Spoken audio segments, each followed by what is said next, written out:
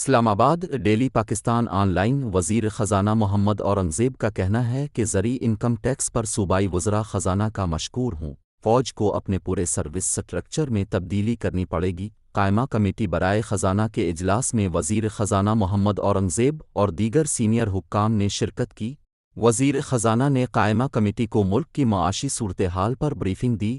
وزیر خزانہ محمد اورنگزیب نے سید نوید قمر کی زیر صدارت قومی اسمبلی کی قائمہ کمیٹی برائے خزانہ کے اجلاس میں کہا کہ گزشتہ مالی سال کے دوران میکرو اکنامک صورتحال بہتر رہی ہے، زر مبادلہ کے ذخائر بھی مستحکم رہے۔ محمد اورنگزیب نے کہا کہ 2023 میں IMF پروگرام تاخیر کا شکار ہوا، جس کی وجہ سے زر مبادلہ کے ذخائر اور روپے کی قدر میں کمی ہوئی۔ انہوں نے کہا کہ میکرو اکنامک صورتحال بہتر ہونے سے عالمی ادارے بھی سپورٹ کرتے ہیں۔ وزیر خزانہ کا کہنا تھا کہ اسٹاک ایکسچینج میں بھی تیزی دیکھنے میں آئی ہے، اس وقت ملک کے مجموعی معاشی اشاریے مثبت ہیں۔ محمد اورنگزیب نے کہا کہ نگران حکومت کے دوران انتظامی اقدامات کیے گئے تھے، فی الحال کسی چیز پر مصنوعی کنٹرول نہیں کیا گیا۔ وزیر خزانہ نے کہا کہ ٹیکس ٹو GDP شرح 9% ہوتے ہوئے ملک نہیں چل سکتا، ہم اس شرح کو بڑھا کر 13% کریں گے۔ ان کا کہنا تھا کہ سارے شعبے ملک کی معاشی صورتحال کو بہتر ہونا دیکھنا چاہتے ہیں،